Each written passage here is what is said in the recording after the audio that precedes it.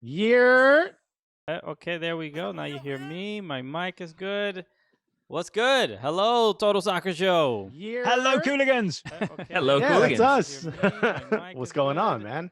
What's good? You know, we Hello, were talking off air. Don't pretend we just met. Who is this? I don't feel good about doing any sort of broadcast that doesn't begin with Alexis screaming. So can we get some sort of Okay. scream to like properly start this? Hola, baby. Hey, I didn't say in a foreign language, sir. Why you gotta go Portuguese? Yeah. Dude, I started doing Portuguese. I started trying to learn Portuguese again. I thought you said Why? when you say doing Portuguese, I'm Mhm. like, Yeah. ooh, okay, all right, it's Yeah. getting I mean, raunchy. I Maybe know one what- serves the other, my friend. I know what French is, but I've never heard of doing the Portuguese. I've always wanted to learn Portuguese, and you all introduced me to Duolingo when we were on tour, and I was like, I'm definitely gonna learn Spanish, and that lasted 2.5 days. And then that owl was yeah. gonna be mad. Yeah. Oh yeah, it was. It was That real owl judgy. that owl is wildly persistent. Yeah. It sure is. Holy shit. Hello, everyone watching on the Twitch stream. We appreciate you being here. We already have the first chat is already the Doritos. They're bringing back the Doritos. Alexis, on the last time go. we were on Flood Twitch, those Doritos. Smash that subscribe button. the last time we were on, Alexis talked about his love of Doritos, and then there was like a Dorito emoticon that is now. In fact, I got a question for everyone in the chat. What's your favorite Dorito that's not nacho or Cool Ranch? Damn, I'm glad we're here to raise the tone. We're gonna raise the level of conversation here. Oh, yeah, I didn't know you were coming to Doritos chat. That is genuinely. Are there other flavors? Yes.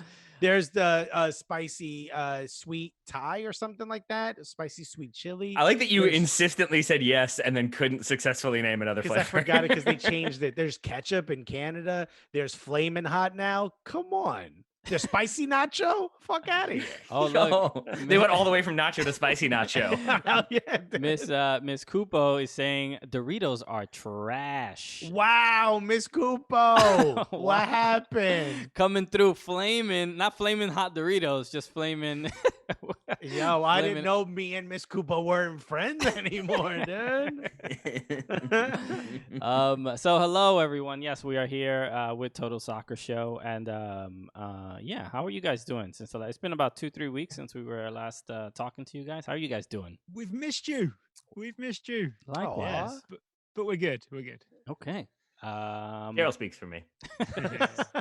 I like how one of my favorite things about having used your studio in Richmond when we were on tour was that you guys have the multicolor wires for your mics. Mhm. And now I notice you have multicolor spit guards for you guys are you're low-key fashionable, you know what I mean? You don't throw it in anyone's face, but you're like, I'm not going in this room unless there's a good splash of color, you know what I mean? And you notice usually mine in the office is red and Daryl's you'll notice is orange. So we've Yes. even gone Man United Wolves colors. Excuse Ah, me, there old you- gold. We went for old gold mic covers. I apologize. Old Daryl. gold. It's definitely not that we bought like a multi-pack that happened to be multicolored. Shut up, Daryl. Yeah, dude. They don't need Play to it know off. these things.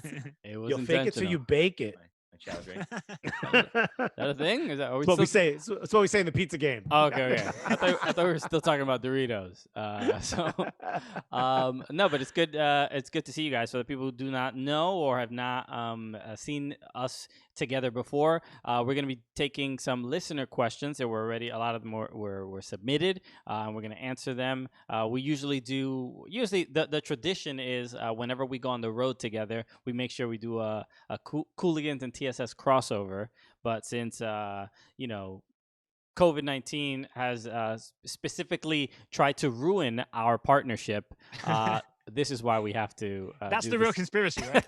No, Yeah, I thought it was weird that I thought we initially were just going to do listener questions and talk about soccer, and then Alexis wanted to do a whole thing about like Pelosi invented Corona. That seemed very strange to me. I don't know why he wanted to do that. Well, I want everyone to know that I am safe. I am downing hydroxycut to fight COVID-19, so we good.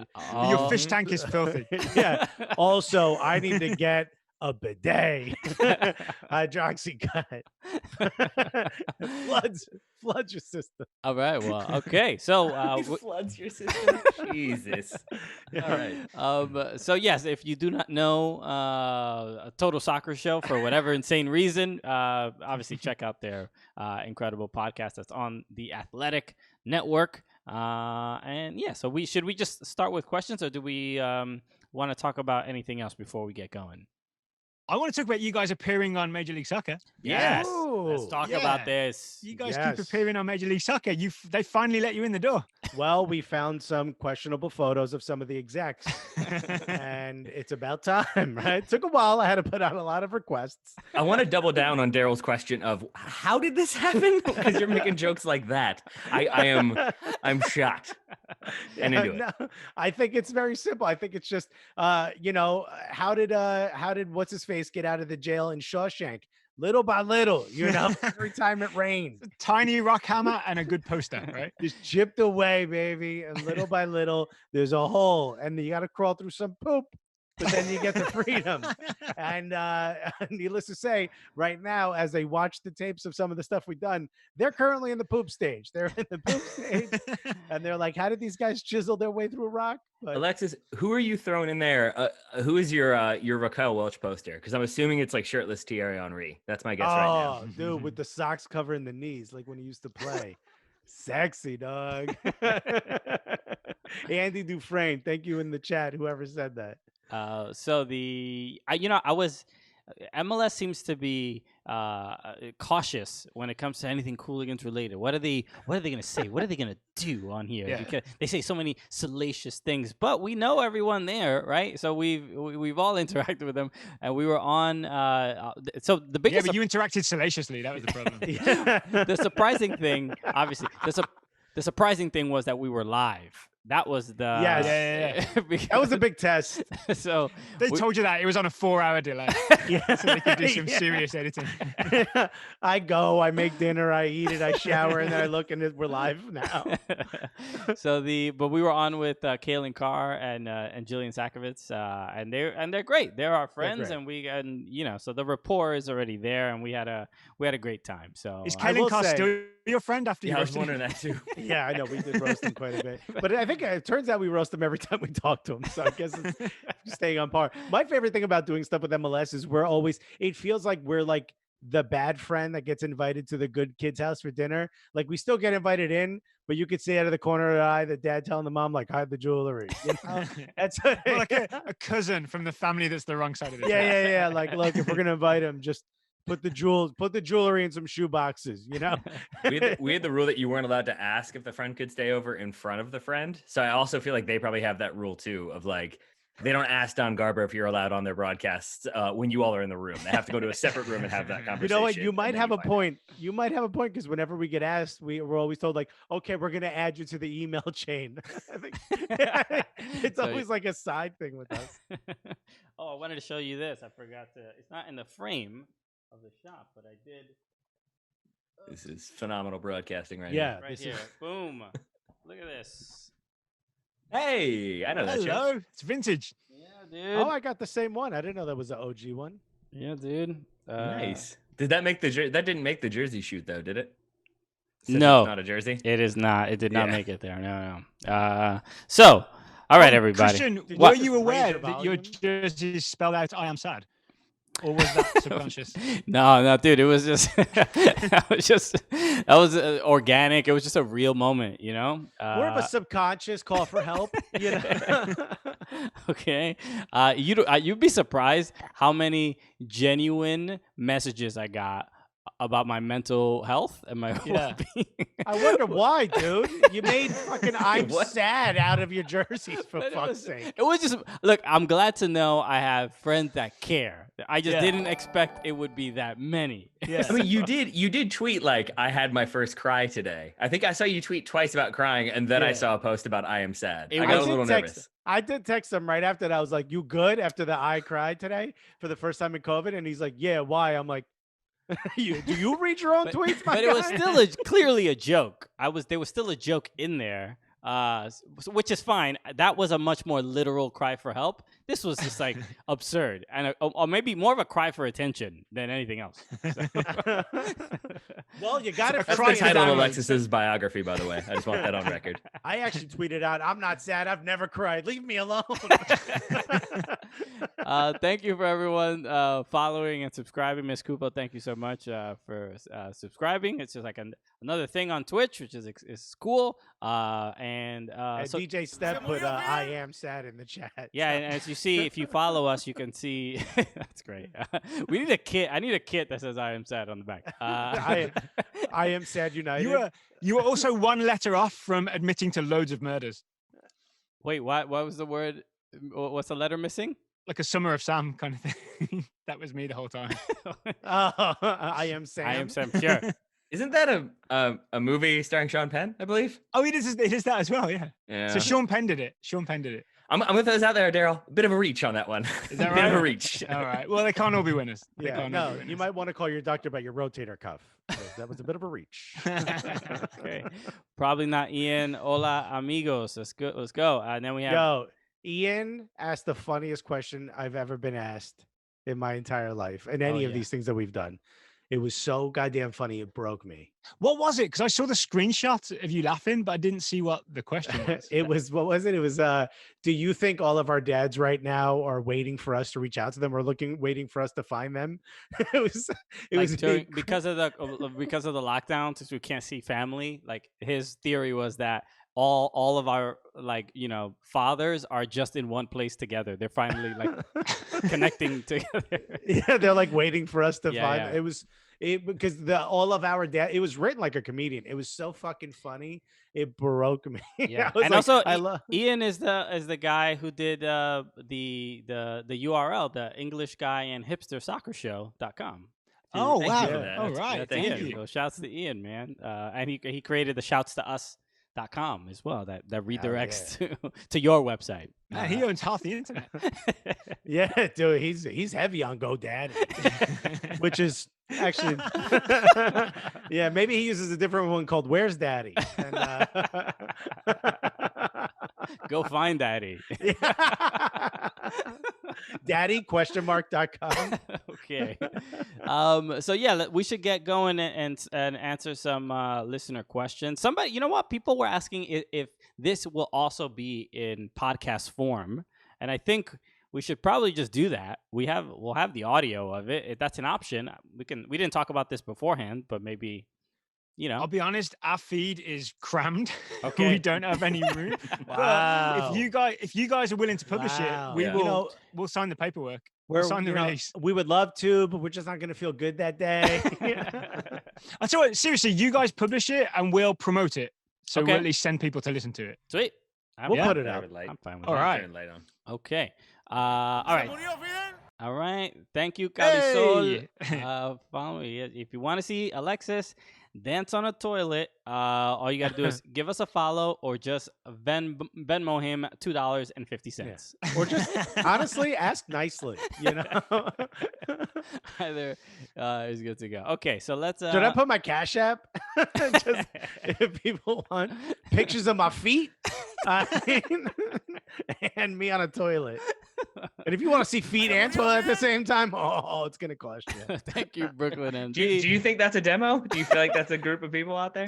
Mike Cannon, a very funny comedian, tried to convince me I should start an OnlyFans for my for something because he wants to start one. And I was like, the only way OnlyFans will work for me is if I start sending pictures of my feet, and I promise to not stop until you join my OnlyFans.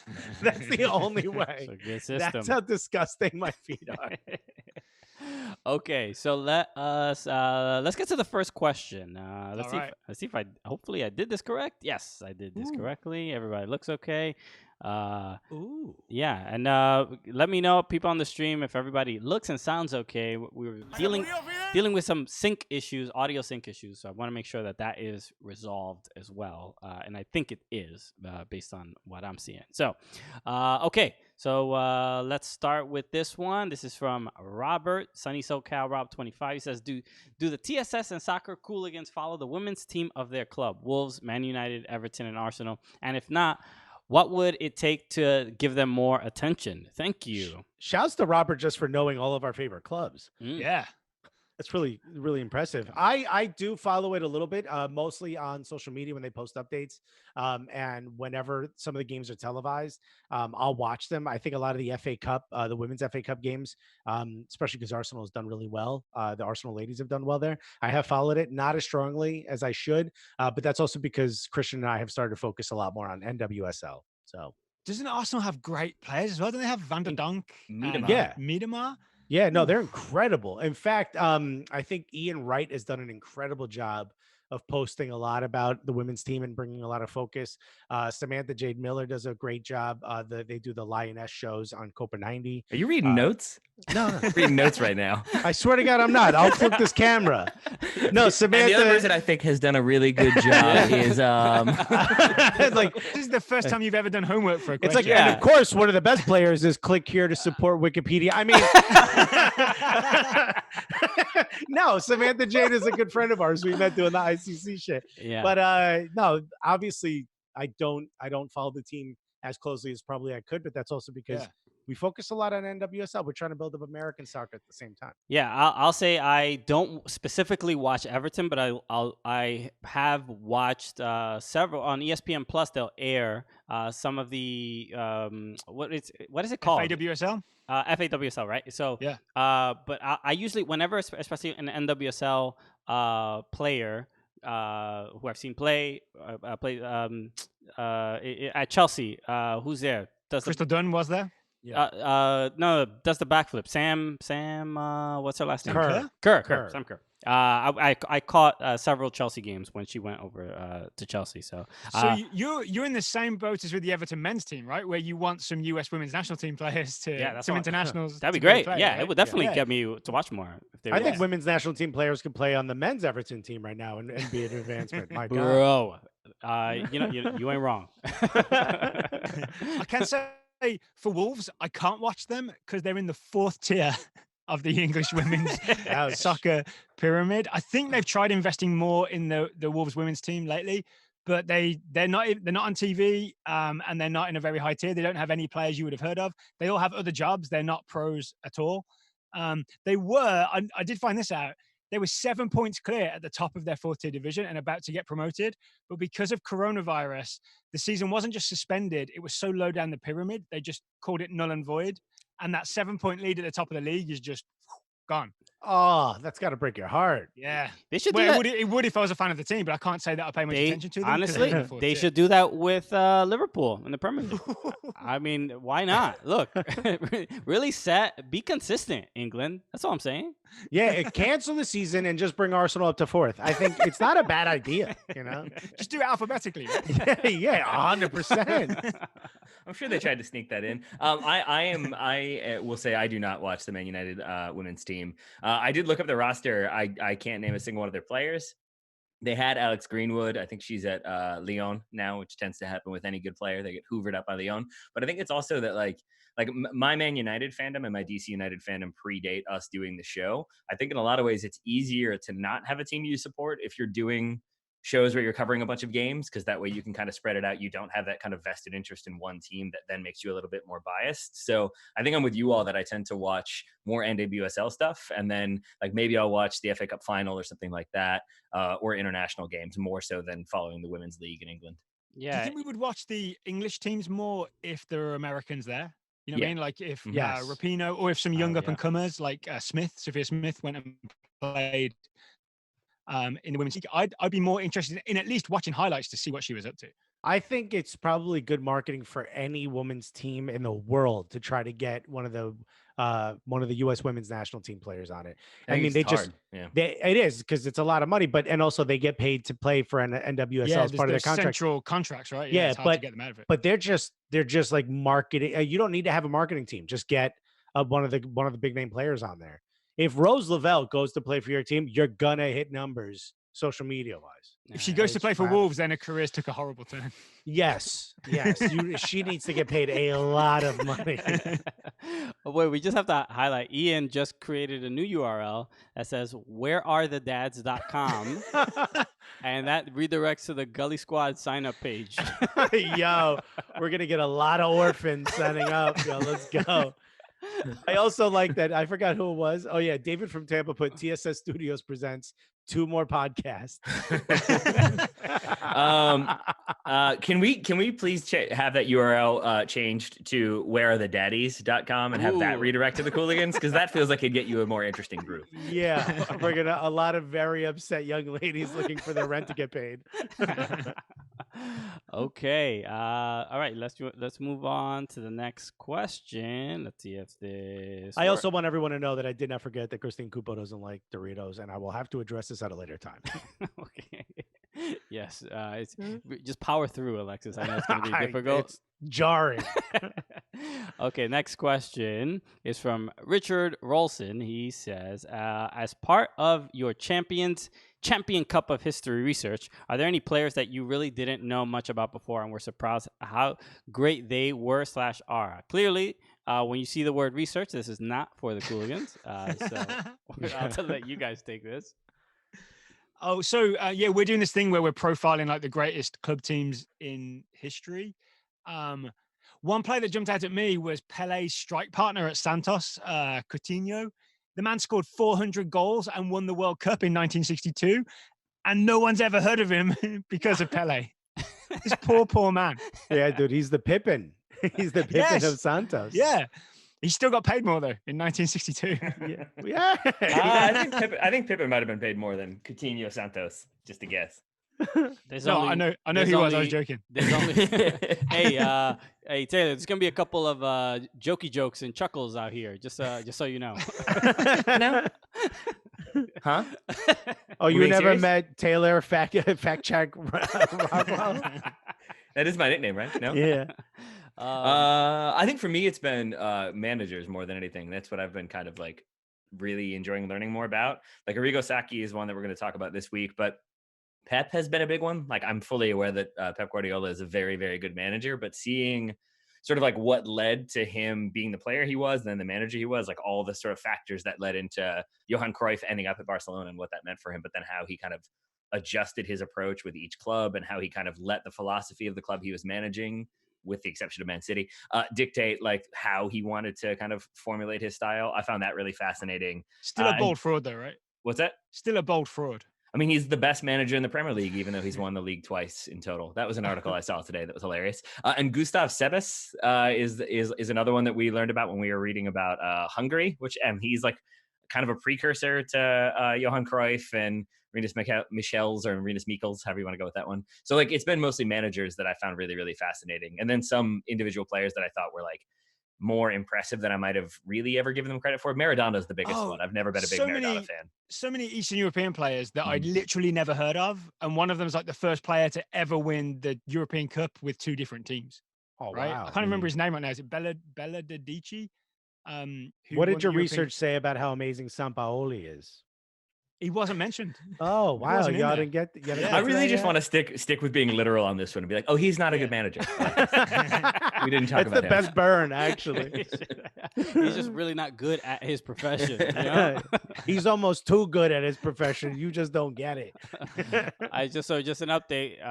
Ian says, I think wherearethedaddies.com needs to go to Total Soccer Show. It just makes sense. Okay? You know, there's also someone in here called Captain Zesty. Yo, shouts to you for that name. Yo. Okay. All right. So let's move on. Next question is from Jordan Angeli, who you guys, everybody. Or is it Angeli? Oh, that's a good question. Am I saying it y'all wrong? know? Angeli. Okay.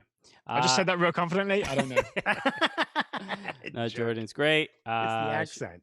So she says, let's get to the question everyone wants to know. Who's the best dancer? Me. Next question. Is it really? I know it's not me, but you said that real confidently. My money's on Christian. I'm not gonna lie. You could lose your money if you want. Dog is me. Well, I mean, dancing at what? When it comes to Spanish, dancing at music, I think Spanish music, merengue, salsa, bachata. I'm confident there. I don't think Alexis can beat me there, but I don't know. I don't know. Alexis, can we get a couple moves each? Just to dance stuff, real quick dance stuff. That's again. Follow my OnlyFans. Here's the thing. Here's the truth. Probably salsa and bachata I'll give to Christian. Merengue, I'm taking. Guys, I don't know if you- just saying dance things with the Yeah. right accent. And doesn't also, make you yeah, good I at just dancing. want to clarify. It's pronounced merengue. It's merengue. Oh, I'm so Thank sorry. You. Yeah. So Jordan Angeli and merengue. No. That's Real Madrid you're thinking of. My bad. Bro, I believe you mean Real Madrid. Soccer jokes and being Dominican. You never thought those two worlds would collide. Anyway. Only happens on the Cooligans Total Soccer Show crossover. You're welcome, everyone. So wait, did we settle this? Or does Christian also think he's the best dancer? And Well, I honestly stand think, first of all, Christian's an incredible dancer. Let me start by saying that. It's just a shame that he's not as good as I am. No, he's a very good dancer. I think it would be tough between the two of us. I think in non-Latin music, I'd have an edge, and I think in Latin music, he'd have an edge. So I'm willing to shake hands and say we split it down the middle.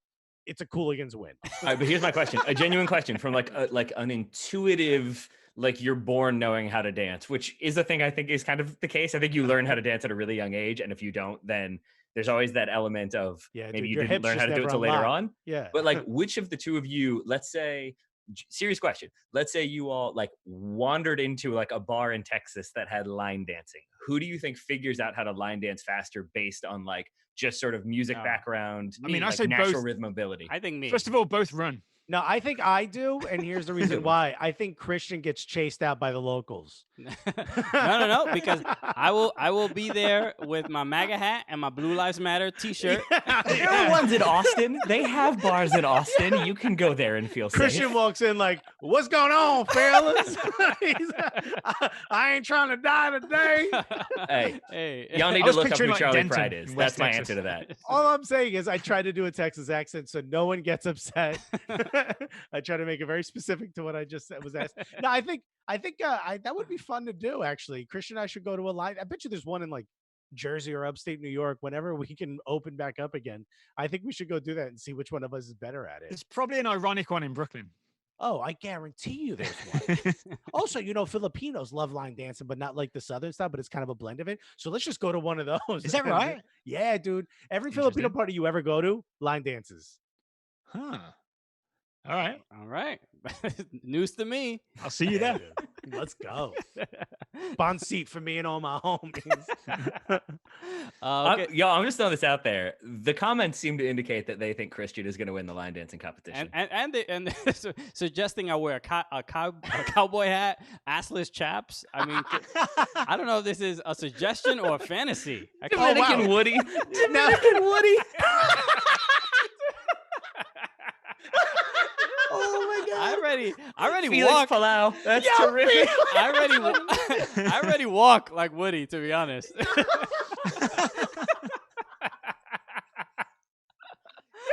Christian in the vest.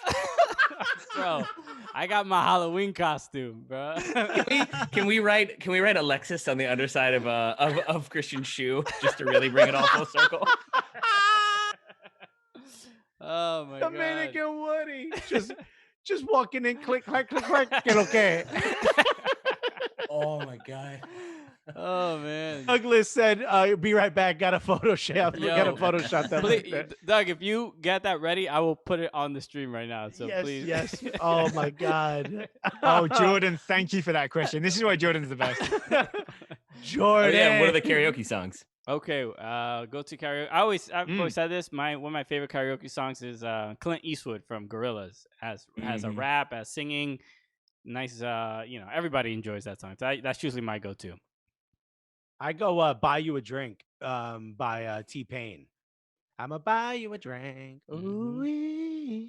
You all will think I'm joking. I am not. One of my favorite ones to do after several drinks is "Enamoré de San Blas" by Maná.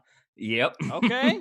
I don't speak Spanish. I Did it- learned that phonetically. I probably sing it wrong, but after a few drinks, I feel very confident that I can nail it. When you started saying after a few drinks, I was like, I wonder maybe it's confident. Now I know. As soon as you said it, I was like, yeah, Taylor's gonna need a couple brews in him before he hits those notes. Olvido, son la.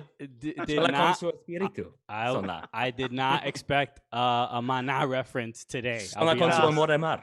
Wow. What page is that even on? How'd you find that? You just gotta go to the right bars, man. Yeah. Daryl, What you all would feel I don't walking have into a one. Texas bar is what I feel walking into the bars that have Maná on the karaoke option. For How about that? sure. They're like, this Turkish dude really hitting these notes. dude, there's a great Merhaba. if bars open up again and whatever, life is back to normal in Queens, there's a bar called La Cueva. It's in Sunnyside, Queens, and it's like a rock en español club, like bar, and it's Maná. It's like a lot of Colombian rock and whatever, and it's just you will fit in because you have the same beards of all the Colombians in there. So That's what I'm going for. Yes. I think, who did you all say when I first wore this hat in Atlanta? Y'all said, French Montana. I French think that's who you Montana, said yes. it, like, the polo. Taylor is straight up. That dude is, I guess, certainly technically a rapper. Yeah. Oh, I love it, dude. Make money doing fun. He raps about 4 bars per song, and look how much money he got. Do your thing, bro. You know me, I'm all about efficiency. And Daryl, have you ever I don't have one. I don't think I've ever done karaoke. have you ever sung a song? Do you I like don't music? think so, no. Okay. That Are doesn't you surprise me. are you programmed to like Surprise me. music? I'm programmed, but it's I'm like more that like Britpop indie guitar type grew up with, and it's not very karaoke friendly, right? I'm going to throw this out there. Daryl, you feel free to strongly disagree if you wish. Daryl also, in my opinion, like, I think doesn't really love doing stuff if like a group are trying to make him do it. Like, a lot of times karaoke is peer pressure. And I feel like Daryl will just be like, no, I'm not doing that. Like, I Yeah. still haven't ever heard him do like a London accent or like a Cockney accent. He won't do fake accents if you ask him to. So I feel like it's that same level of like, if you're telling him to do a thing, he's not karaokeing. But what that means is to me that he has a very good solo karaoke career that he just doesn't tell anybody about. He's got this. How about- He's got when like I was- trophies from secretly going to karaoke competitions, but he won't tell you. Well, when I was a teenager, I was like in a band that did like Oasis covers and things like that, and I Whoa. sang and played guitar a little bit, Do just we- like rhythm. do we guitar, have- But I've never ever done karaoke. Do we have I some don't know why that is. MP3s Yeah. of this stuff? We'd love to hear it. This was pre MP3. It was whatever. Do we have any what was it before Sony mini MP3s? discs of you? Probably yes. Oh, I was an early mini adopter. discs. I believed in them. So you and Yeah, me Ryan too. barely I need to invested know. big. There's a big Yeah. box at my parents' house. Yeah, we mini got discs to. We got are to. Next trash. time we meet up somewhere, we got to do karaoke. Why not? All right, yeah, we'll find what my song is. What should my song be? What I feel like what is the Wolverhampton version of Oasis? Is there like a famous band from your area? From Birmingham. There's a lot from Birmingham, yes. So JK, that's a rapper. Don't do that. Where's Kasabian no one that I from? really, really like, but Led Zeppelin, Black Sabbath are from. the Are they Midlands. English? Yeah. They're from Birmingham. Where's Kasabian from, Daryl? Leicester, so close, Okay. like East Midlands. Yeah. Someone you just said wish it Leicester Oasis, was. don't you? So what? You just wish it was Oasis were from the Midlands, I feel like. Or someone more famous. Yeah. And I not from like the 70s. Oasis. I learned about Oasis just because of all the shit talking the brothers do to each other on Twitter. They do Yeah. not like each other. That Then is I true. found out they were a band. They keep calling each other potato. Yeah, dude, it's the best. I went to see the movie when the movie was released, one day only across the whole world, only one night in the theater. I went. And the whole time I'm like, what is it with this music, dude? Get to the trash talking. So a couple of people already made some suggestions regarding music, at least for Daryl. Somebody said, Robert from LA said, I thought Daryl's favorite song was growing up was Spice Up Your Life from the Spice Girls. All It right. wasn't not my favorite song. Oh, it's on the list. I went through a little Spice Girls phase. Great. When I was a preteen. You heard him, chat. Photoshop that as well. Yep. Who was my favorite? Ginger, maybe. Baby? Oh, yeah? Yeah, they were dope. Good music. It was the music that I fell in love with. Yeah, that's what they're known for. So, all right. And then number 3 says, "You guys rule, not a question, but worth noting." Thank you so much, right. Jordan. We Likewise. should all fist bump her back. Right? Boom. I love how when Taylor hears a joke he thinks he should laugh at, he dips his face down. No, it was actually a joke that I came up with, but I was like, Oh, not saying that one. Okay, you gotta text us that, my guy. I can do that. Okay. That's literally what I was about to do. Okay. What's the next question? Next question? By the way, shouts to Jordan. She crushed that. How about Daryl? You can read this one. Well, you usually take the lead as well. All right. So Chris Obenshane asks, with Everton signing a new shirt deal with Hummel today and rumors of the Sport Pesa deal coming to an end, who is the ideal shirt sponsor for the Toffees next season? So this is Christian's team, right? Yeah. So I just the news came out earlier today, and I had heard rumblings of this, that they were getting rid of Umbro and Sport Pesa. I hate the gambling. So many clubs have gambling sponsors or casinos or whatever. I don't know what the what you call that, what an ideal shirt sponsor, like, I don't know who it would be. Hopefully it's not something like financial. I just whatever is the shirt sponsor, I just want their logo to look cool and be an accent to the shirt, as opposed to just letters. Like Sport Pesa is nothing. Well, I don't know. It doesn't even look cool. It doesn't make the shirt look better. To me, I'd be less worried about fashion and more worried about money, because don't Everton have a rich owner now? But we've got financial fair play. So, I mean, my understanding is that deal with Umbro, I read this today, that deal with Umbro was supposed to run for a few more years, and they just kind of got out of it because they could get more money from Hummel. And the same with Sport Pesa, that deal's coming to an end. And really, if you want to make money and spend money in financial fair play, they've got to get big money on this next deal. So I hope it's something really popular like hydroxychloroquine. I believe it's pronounced hydroxycut, and I've got to go to the bathroom again. I think I would love. Didn't you need to pee like 2 hours ago? I still haven't gotten word that it's fine to pee yet. So I'm can just pee if you it. need to pee, Alexis. But first I have to say this joke. I hope that it's MBS, the head of Saudi Arabia, who has all that Saudi money, just bought Newcastle. So I hope the newest shirt sponsor for Everton is Newcastle, which would be the absolute greatest and most disrespectful shit. Just watch Newcastle instead. Yeah, Newcastle are better, or this sucks, watch Newcastle. Yeah. And just on everyone's shirt. Need someone murdered? Call us. Chop to pieces, guaranteed. Yeah. We'll get away with it. We're that rich. American citizens, okay. God Se habla español. Oh man. At least look. As far as the kit itself, was always very happy with the Umbro kits that they put out for Everton. So I just hope Hummel keeps that tradition going. The kits were the last decade were very clean and very cool for Everton. So I hope to continue to look good. Someone said Gully Coin, which is our new cryptocurrency. Total Soccer Show. I don't know if you know this. I didn't know this. When did this start? I've been Googling how to start a cryptocurrency, and a couple of officers have knocked on my door. This has been fun. Black helicopters outside my window. We received a submission that I figured I would add here. We just got that. I know. I clicked on it. And from the comments, it sounds like Posh. That's before they met, so she just had the clarity of thought to be a Man United wearing person. Really, I didn't know that. So say the comments. So, by the way, that's Tottenham on. I think that's Baby Spice, right? That's Wolves, right? On Ginger. Watford. Watford, my bad. Not in the 90s. I could see it now on the shorts. Yeah, that is Watford. And that's Leeds. Is that the old Leeds kit on Mel B? Yeah, because Mel B's definitely from Yorkshire as well. So yeah, that's got to be. She's probably from that area. Dude, I miss those super big badges from back in the day. Like, even though Tottenham is trash, right? We all know that. But I like the big badge. Thank you, Ian. And in fact, you know what? That's what they're wearing. They're wearing the jerseys of the places where they're from.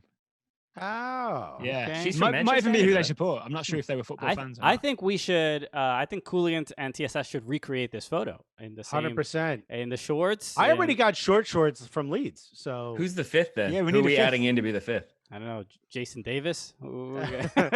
We could just put in Dominican Woody. We could probably go on Cameo and find Sporty Spice. Did you guys see the cameo I got from Freddie Adu? Yes, brilliant. Wasn't that crazy? My friend Jonathan Yes. got that for me. It's so great. It's not great for wait. like the how American soccer went, but The fact that we got to the it's point great for where you. Freddie Adu was a $45.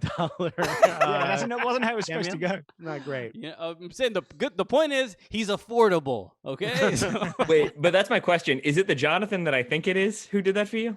no, I don't it think is so. not. It is my friend Okay. Jonathan Morvay.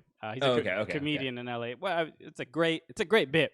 And the fact that I think Freddie Adu might be the only soccer player he knows. That's why he. Yeah. Well, looked for him. he texts me and he goes, "Hey, do you think it's a dumb?" Because I think Mia Hamm was like $150.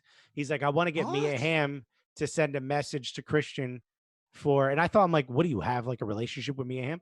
And he's like, "No, on Cameo, it's $150." I was like, well, I mean, it's not like there's a connection between me and him. And it's like, it's not like he's like a big Mia Hamm fan or an LAFC fan or anything like that. And he goes, well, one of the other options is a guy named Freddie Adu. He's like, and he's $45. I'm like, I'd pay $150 for a Freddie Adu.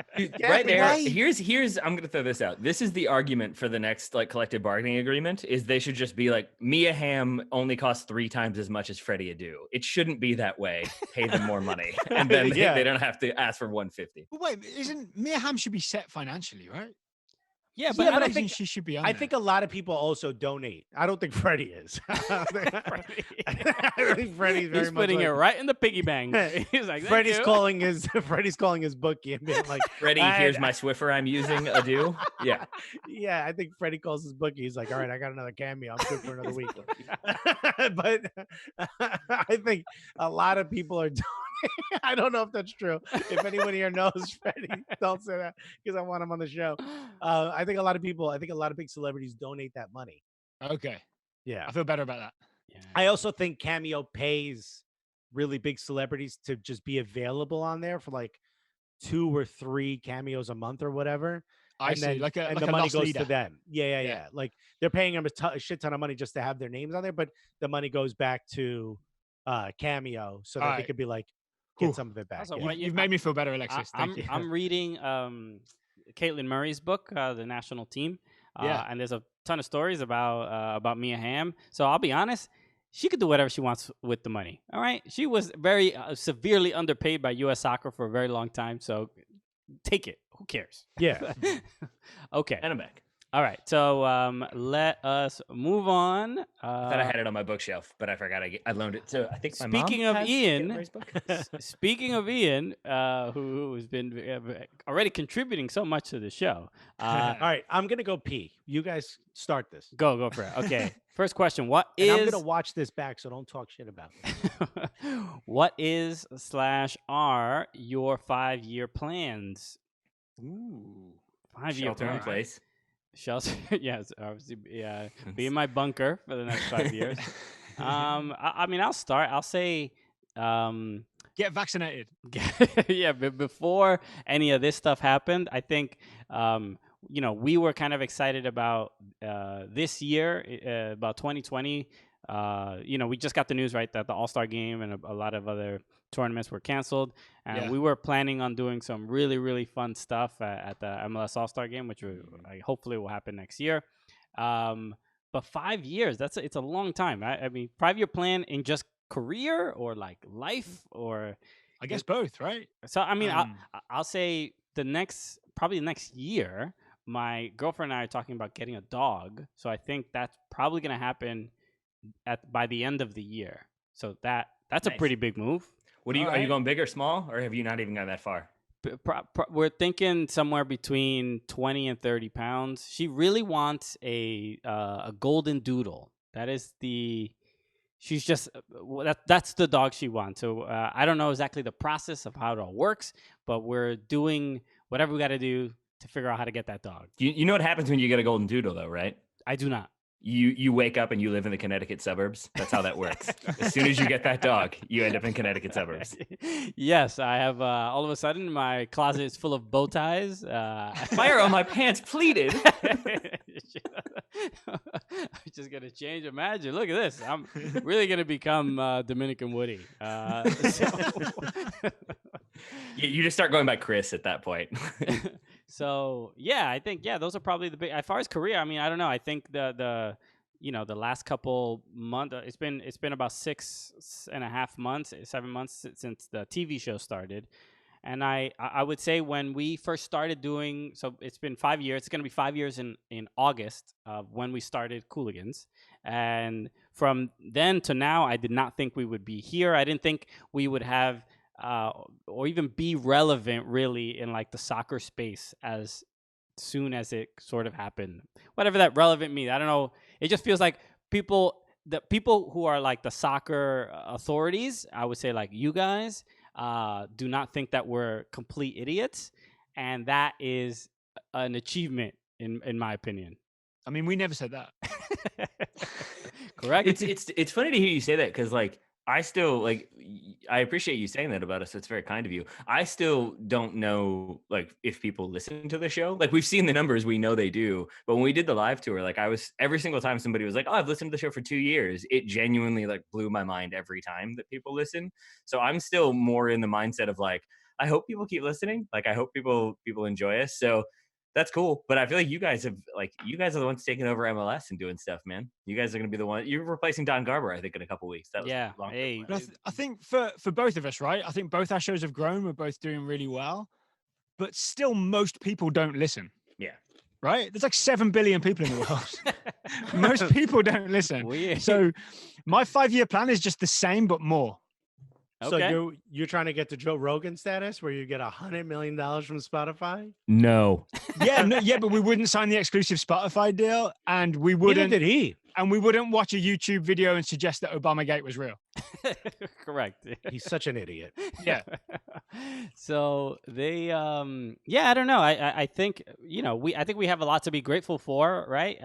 In the fact that we can realistically just still work and people appreciate, like you guys, especially you guys put in so much work and you put in so much time for so long. You guys, and this is another thing that we noticed when we were on the tour, but people realistically, there's people that grew up with you. You know what I mean? Like it was. Damn, we're old. We're old. Who looked to you? You mean like their sisters and brothers? Yeah, dude, it's it feels, I mean, I'm not trying to be grandiose or feel like what we do is the most important, but there are people who appreciate it, and if it's that niche market or the niche group of people, that niche audience, it's at least fulfilling, and so you guys keep going. If I could say anything, I would hope that from our friendship and from the tour, one of the things that I know it was sort of inspiring for me to see, but hopefully you guys also saw it, is just how fucking like your fans were just amazed that they got to meet you and they just got to like hold space with you. You know what I mean? Like whether it's be in a conversation with you or have a conversation with you or just hear you speak in person about a question they ask, and they were remember 7 years ago I asked that one question about the guy and you answered and you were like, fuck no you were like, don't nobody know you, man. No, I would say no, I don't remember that. Daryl somehow would remember that. Daryl has a memory that but I think makes my goldfish brand look even more goldfish. For comedians, like when people come up to us, it's usually like, oh my God, you're funny, or you should come into my office if you really want jokes. There's like a few set things we're kind of prepared for that are you garbage. said that like you've heard that 1,000 times. A million times. It's just one of like Zooms. Every time I do a Zoom with someone, they're like, oh, you should talk to Steve if you want jokes. You know? But I think when I saw like the conversations you were having with your fans was so genuine, I'm like, hopefully from doing that tour, you got sort of the bug in you to want to be live more, because you guys are both really good at it. And I think it was inspirational for us to see how well connected your fans are with you. Because when our fans see us, they're like, Alexis, you piece of shit, Christian, eat real food, which is what I would prefer. But it was great to see. I just hate that they make you. signs that say those exact things. Quite prepared. Maybe like LA for the All-Star game could have been something where we'd gone to the West Coast and done something. 2021. Live. Yeah, dude. 2021. I like your optimism. Yeah. So the Ian clarified on the question a little bit too. He said, I guess the root of the question is that I think I've been listening for around 4 years and y'all are in a whole different place. Didn't know what y'all saw on the horizon. We didn't know either. And I don't know what's coming up next. I'll tell you what's going to happen in about a year. Total Soccer Show is going to make a lot of money off that Grant Wall podcast. Hell yeah. Shouts to you guys. I can't wait till he gets a couple whiskeys in him and really burns it down. Actually, well, that might be part of it. Is just, working with other people and like growing a whole podcast community might be sort of part of what we want to do. Community, I think it's a TSS empire, right? Yeah. You need to get big hats or something. City football group over here. The other thing is, like, nothing specific, but just business-wise for all of us, 2026 World Cup is coming and it's on the horizon, and it's going to be a time when it's not just that brief interest in a World Cup that happens. It's going to be the World Cup is here, and there's going to be a lot of money sloshing around soccer in the US and a lot of promotion, and soccer will be bigger after that World Cup than it was before, right? So you want to rob some people. Well, part of it is to be as big as possible, and then you get even bigger by being part of that 2026 World Cup. Yeah. Yeah. All right. He asked another question: which was worse for the growth of U.S. soccer in the U.S., failing to make the World Cup or the pandemic shutdown? The World Cup. Pandemic shutdown. I'm saying World Cup. Imagine. Yeah, World Cup, because pandemics happen to everybody, right? There's only one place that was supposed to make the World Cup and lost away to Trinidad. You've seen our response to this, right? It's almost as bad as our response to missing out on the World Cup. See, that's the thing, man, is at least this is like ongoing, and so like it might be better. Like I feel like when the World Cup failure to qualify happened, I feel like there was at least an expectation like, okay, well maybe this is how like everything changes and we go like the Germany route in the early 2000s and change up the whole system and it's all way better. And here we are with like a lot of the same issues and a lot of the same lawsuits, and it doesn't feel like much has changed. 2 GMs. So yeah, that's the best. So I feel like at least like I can have hope that like we come out of the pandemic and everybody has a greater sense of community and everybody wants to work together. I think that's very naive and probably not going to happen, but it's what I hope for. Whereas I sort of feel like we're still sort of in a predicament when it comes to U.S. soccer. Yeah. And then the other question is, what masks are you wearing when you go out into the unwashed world? I have a box of surgical masks that a friend gave me. She got a shipment from a friend in Hong Kong, and then she shared them around. So right now I'm using surgical masks for like really like intense situations. Okay. And then we've also got like a few homemade ones as well for less intense situations. Awesome. I haven't been out. I legitimately haven't stepped out of my apartment other than to throw garbage on the curb since mid-March. Are you having food delivered? Yeah, we're getting CSAs delivered, which are direct from farms, which have like Nice. less touch points. And my wife does go out to the part of it is because she works in a hospital, and I never know if she's going to make me sick when she comes home. So I'm afraid to make other people sick. That's why I haven't visited family or whatever, but I have a lot of older people in my family. Right.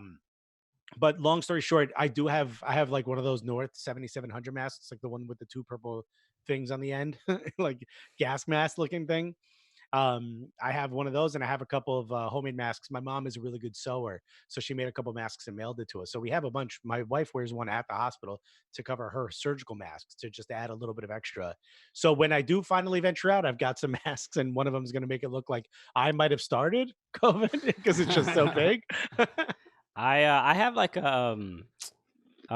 so my girlfriend's sister, her mother-in-law made a bunch of masks, and they're made with like I guess like almost like felt. It's pretty well done, but she sewed them together, and I just wear that. It's like black and looks like a ninja. I look at kind of like a ninja, and I wear it obviously when I go silently killing people. Yeah, no. Yeah, when I get when he gets his grappling hook and starts I get groceries, and I protest my government to open this country back up.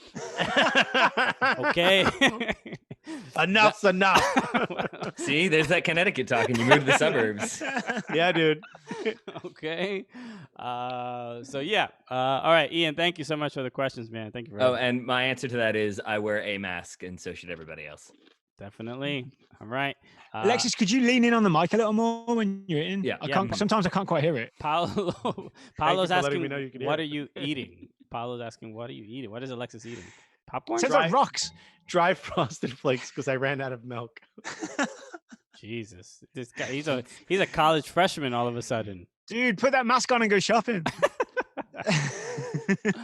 All right, next up from Brian Hansen. He says, which team is the most quote unquote New York? Cosmos, Red Bulls, or NYCFC?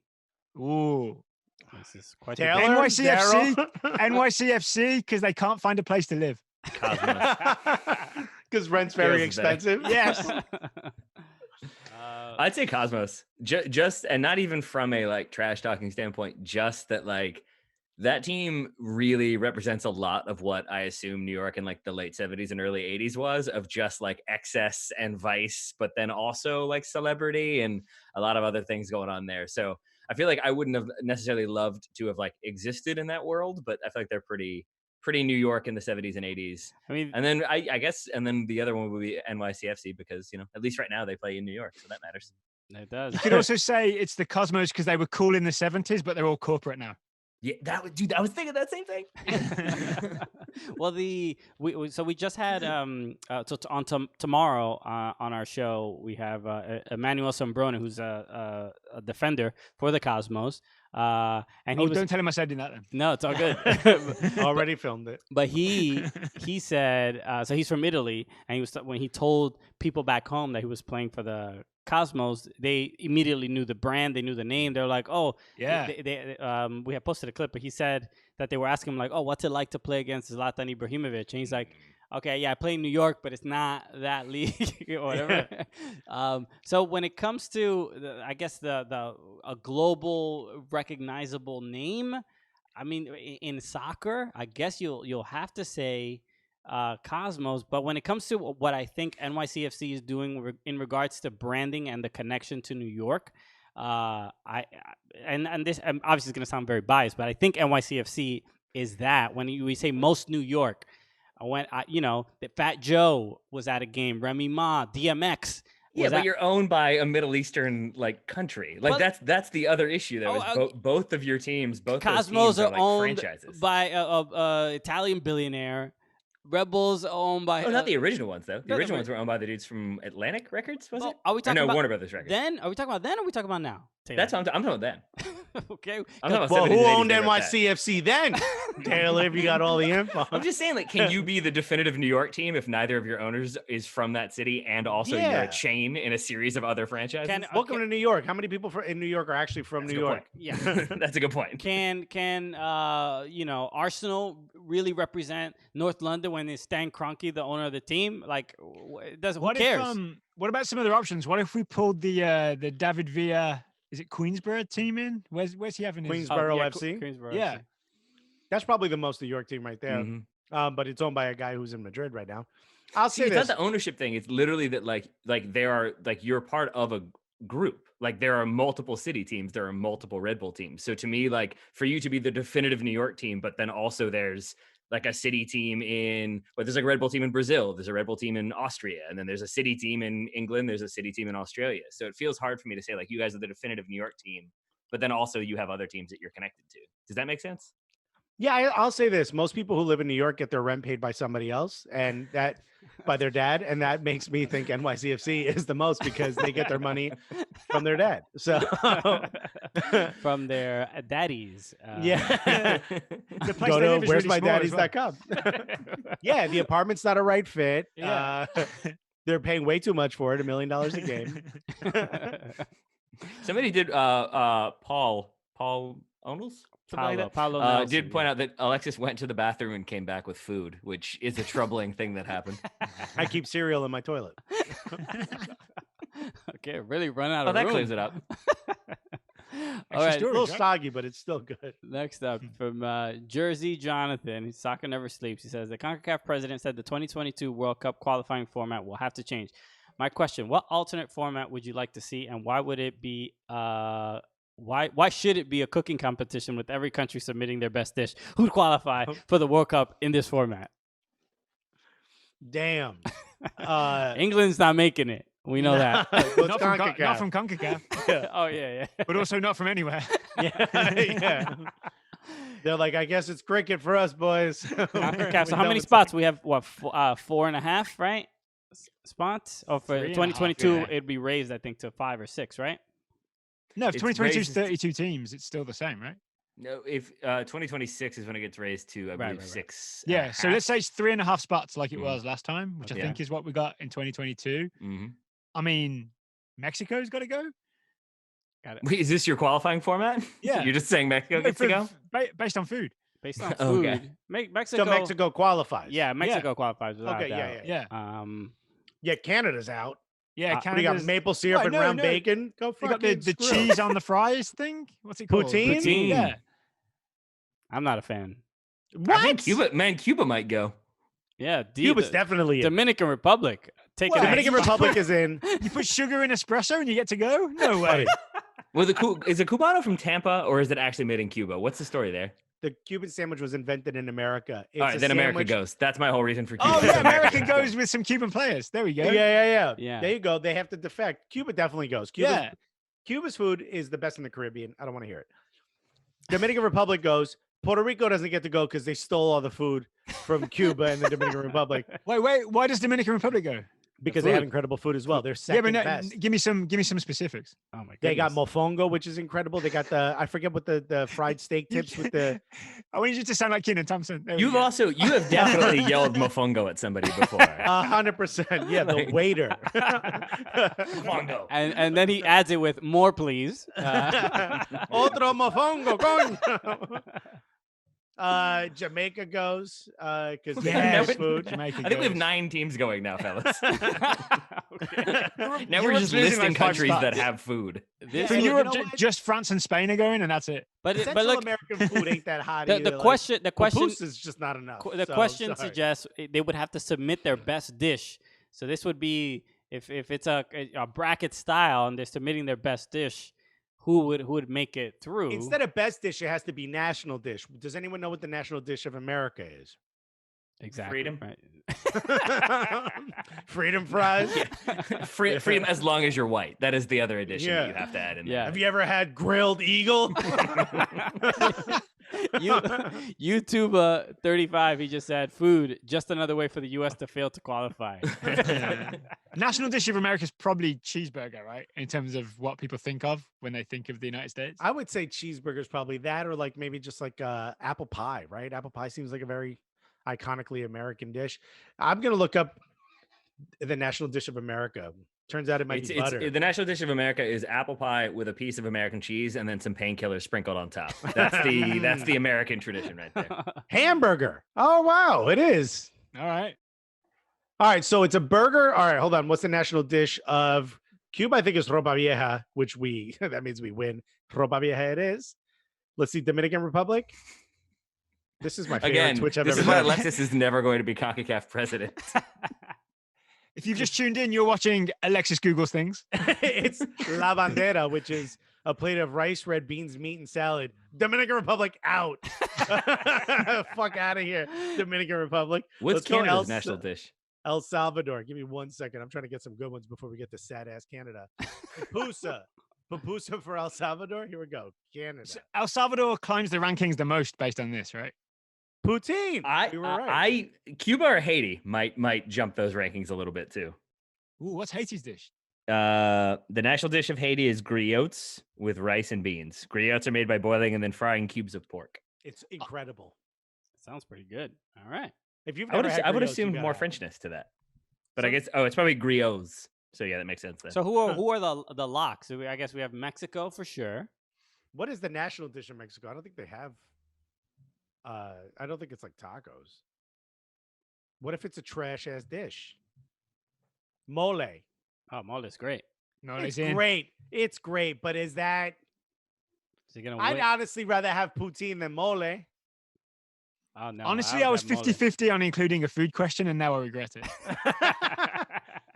No, this Daryl, is do you know what a mole is? Yeah, it's a sauce, right? It's like a brownish sauce. Yeah, it's that like takes a- a long like- time to create. Yeah, I don't need you to tell me. It's fine. It's just an incredible amount of spice in the sauce. Yeah. I mean, No, they go in. Mexico are in. St. You just- Lucia is green fig and salted fish. what is that? St. Lucia. Yeah, you're out. It looked good, and then I clicked on it, and I was like, huh?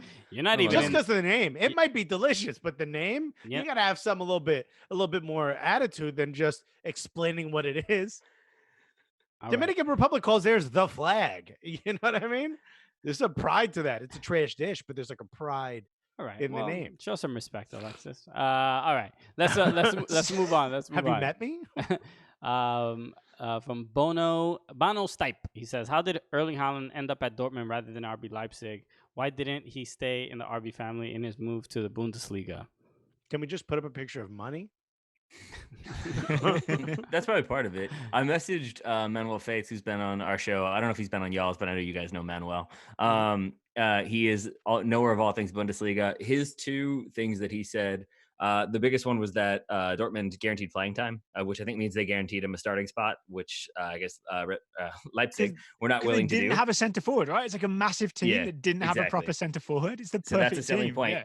But then the other thing that I thought was really interesting is apparently a lot of the Dortmund players, it was like a semi-organized thing where they were like messaging him and like answering questions and trying to be very friendly and forthcoming. And so they were trying to, I think, create this idea of like, not only do you have a starting spot, but you've already got this kind of built-in community, all of whom want you here. And I guess Leipzig didn't extend that same level of offer. So that's the answer as I understand it. And This is why I think you're at a disadvantage when you have these, level clubs that you could like a whole group of clubs that you could sort of go up. They can't treat you too special because then they got to do that for the next guy. You know what I mean? Mm-hmm. So they have to treat everyone like just, hey, you're an employee who's getting promoted. The hard work starts now versus someone who applies for that job. You're trying to win them over. Mm-hmm. You can't do it. That's why I don't think this works. Like, I don't expect that if Tyler Adams continues to progress, that he'll want to go to I guess it There's really nowhere is. bigger than Yeah, Leipzig. there's nowhere Yeah, I bigger. guess you're right. But if he was at Salzburg, I don't think he would go to Leipzig in that scenario. I think a player like that who goes up one level before they go to the top, they would want to they'd probably be more easily enticed by suitors. Okay. I mean, and also, it worked out absolutely perfectly, right? It doesn't matter what team he would have went to. So far, yeah. He just would have scored so many. And there's also, look, if you're Leipzig or if you're the Red Bull organization, at some point you want to make money on him, right? You don't want to keep selling him within your organization. Red Bull's making no money. It's just giving money away in agents fees when they're doing that, Totally. right? Yeah, You yeah. at some point want I to sell. mean, if he's sell good him to enough an to win outside you a body. Champions League, though.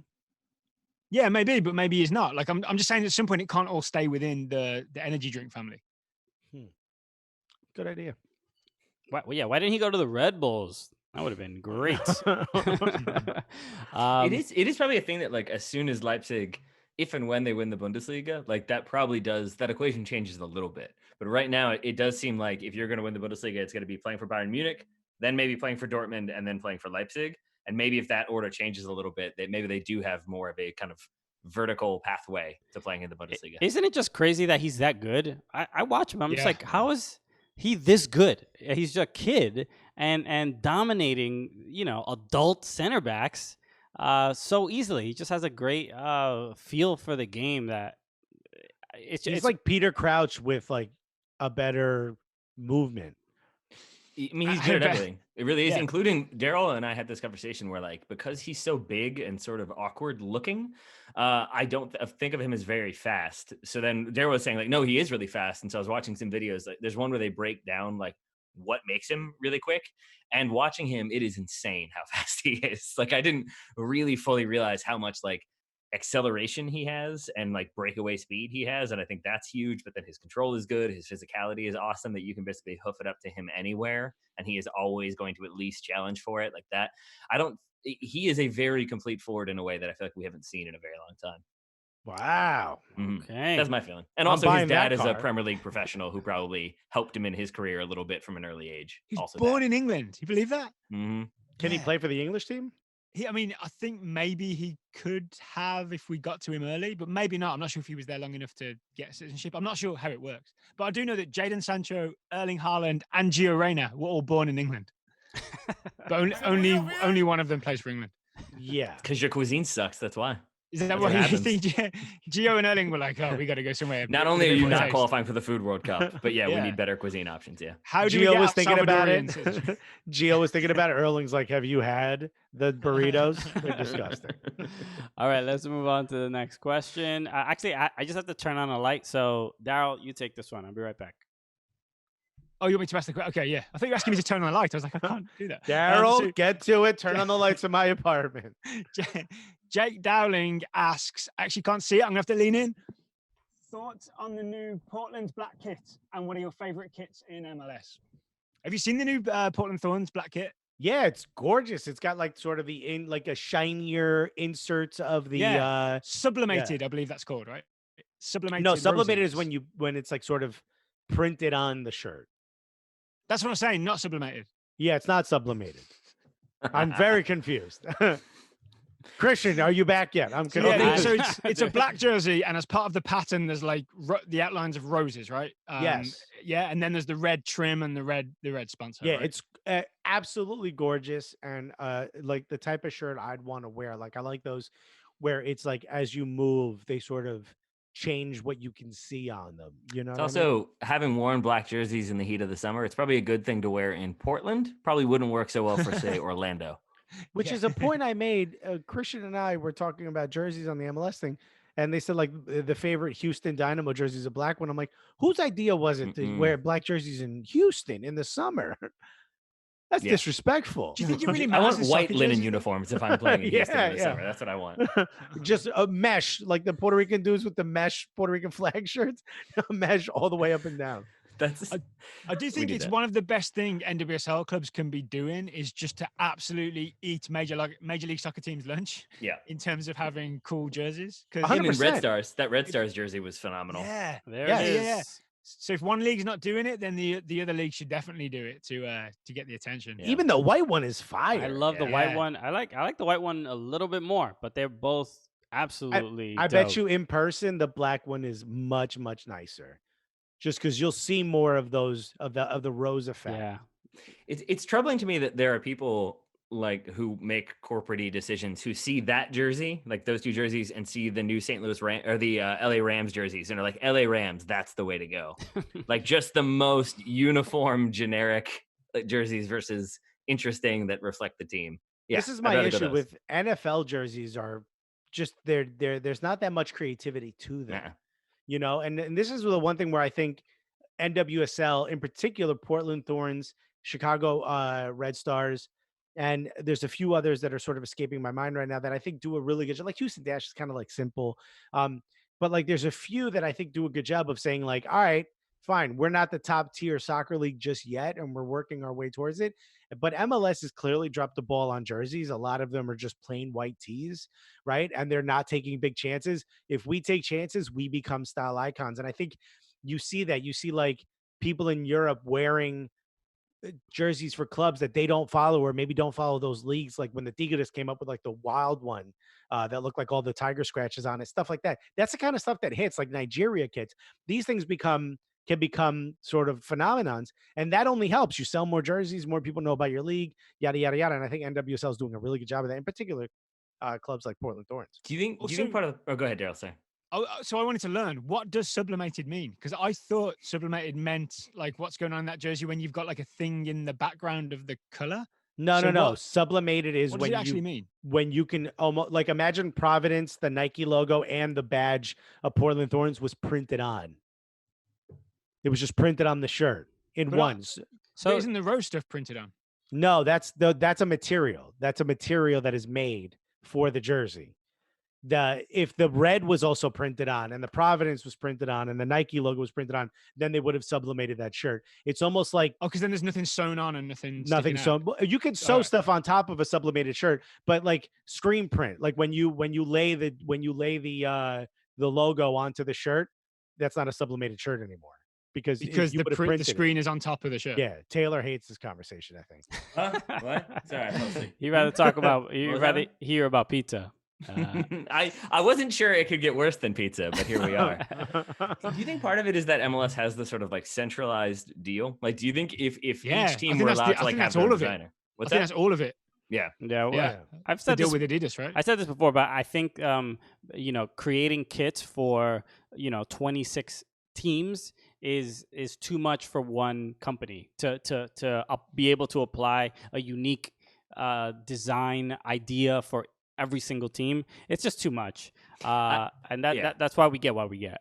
I love in the World Cup when they do it, and there's always the like.